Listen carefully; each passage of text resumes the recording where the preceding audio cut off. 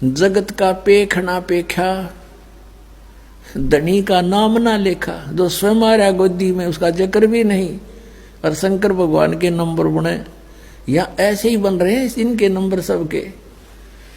जैसे ये दास श्री कृष्ण जी, विष्णु जी, शंकर भगवान, हनुमान जी और श्याम जी, इन सब के पुजारी थे। जैसे बच्चे ने तो शिक्षा में पास हो जाए वो बहुत बड़ी उपलब्धि मानी जाती है, तो वो पास हो जाते, शुक्र मना करते अपने भगवानों का। फिर रोजगार प्राप्त हुआ, सर्विस लगी, शुक्र मनाया अपने भगवानों का। संतान में हुई, उस शुक्र मनाया इन्हीं भगवानों का। अब पता चला कि ये तो कुछ दे ही नहीं सकते, ये तो पिछले संस्कार फले थे, एज इट इज था, नो का नो पूर्व निर्धारित जो लिखा हुआ प्रारब्ध था वही मिल रहा था। और उस पूर्ण परमात्मा कबीर जी हमारे संस्कार भी चेंज कर देते हैं, हमारे पाप का नाश करके हमें सुखी कर सकते हैं, दुख का निवारण कर सकते हैं। ये था वो धनी। कहते जगत का पेख ना पेखा, धनी का नाम ना लेखा। जो सब कुछ करता उसका जिक्र भी नहीं था। अब क्या होता है,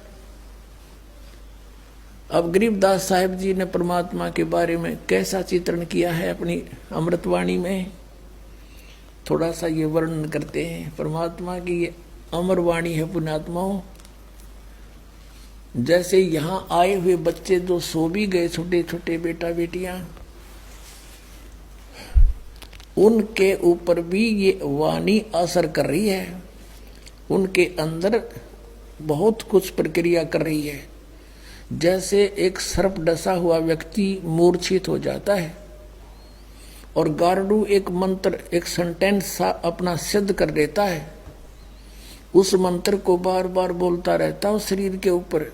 ना वो तो अचेत पड़ा है, और उसके बोलने से, उस वाणी के मंत्र के प्रभाव से वो विष रहित होकर के सचेत हो जाता है। और ये वाणी तो सब सिद्ध है परमात्मा सतपुरुष की। और हमारी आत्मा असंख्य जन्मों से सनी पड़ी है इन पापों से। प्रारब्ध के पाप भी बिना गिनती के हैं, और इस वाणी के रह रहकर पाठ सुनने और सुनाने से, करने से ये आप किसी का ना भी समझ माती पशु पक्षी चींटियों पर भी असर करेगी, और इन बच्चों पर जो इन पर और शीघ्र करेगी, क्योंकि ये मनुष्य जीवन प्राप्त है। और ये जितने भी पशु पक्षी हैं, जीव जंतु, पेड़ पौधे, घास फूस, ये सभी जीव हैं, ये अपना कर्म भोग रहे हैं। इनके ऊपर भी परमात्मा की यह अमर कथा असर करेगी। इनको शीघ्र अब मनुष्य जीवन मिलना शुरू हो जाएगा। और कलयुग में जहां जहां इस मालिक की वाणी का प्रचार इब तक ढूंढा ठाओगा परमात्मा, क्योंकि मोबाइल बनवा दिए दाता ने, इसी चिप बनवा दी, इसमें 40 घंटों का सत्संग अमरवाणी आ जाती है। और जहाँ भी कोई बच्चा जैसे यहाँ देखता है दास कोई बेलदारी कर रहा है अपना, यहाँ कोई सेवा करने आ रहे हैं, मोबाइल चल रहा है, काम कर रहे हैं, खेतों में भी अपने जेब में मोबाइल चल रहा है और काम कर रहे हैं, वाणी वहाँ भी चल रहे हैं, सुन रहे हैं, मंत्र चल रहे हैं। तो जहाँ जहाँ ये वाणी फैलेगी उन सब का उद्धार होगा, इस सत्कर मान लेना, और मनुष्य जीवन प्राप्त होगा।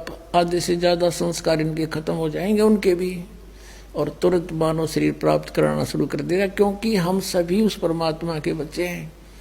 और उस परमात्मा ने सभी के ऊपर रहम है, सभी के उद्धार की चिंता है, किसकी किस प्रकार होगी, किसकी किस प्रकार होगी, वो सब अब परमात्मा ने सारे फार्मूले लगा देने हैं। क्योंकि अब ये वो मोक्ष समय आ गया जो परमात्मा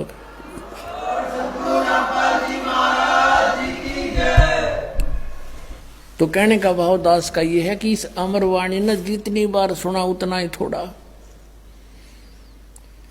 और परमात्मा की कथा को सुनने में आपकी इतनी रुचि रहनी चाहिए, जैसे आप सुबह आहार करते हो और शाम को फिर उसी भूख लगती है, तो आप स्वस्थ हैं। और यदि आपको कुछ अरुचि बनती है भोजन में, तो समझो आपका कोई ना कोई शरीर में रोग स्टार्ट हो गया है।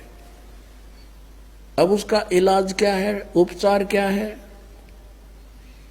भूख ना लगे तो कोई टेबलेट लेनी पड़ेगी, कोई रोग है तो कड़वी औषधि खानी पड़ेगी, तब भूख लगेगी।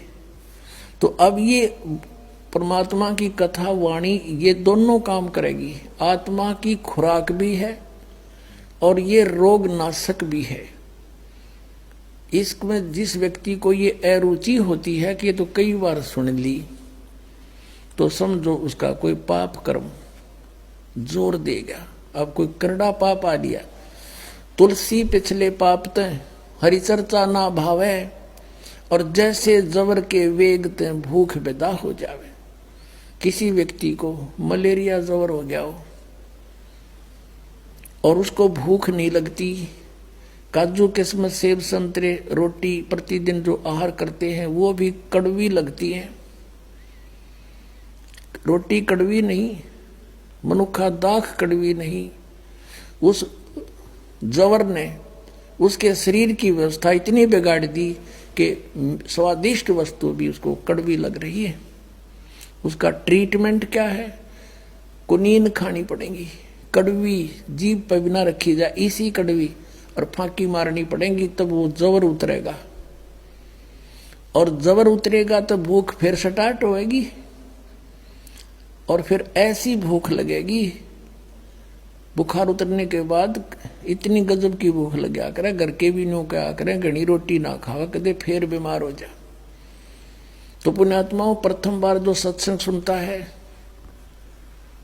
उसने अरुचि सी बनती है, कदे सुना नहीं, कबीर भगवान बताओ, हमने तो ये कदे सुना नहीं। तो ये उसका जबर है, मलेरिया हो रहा है उसका।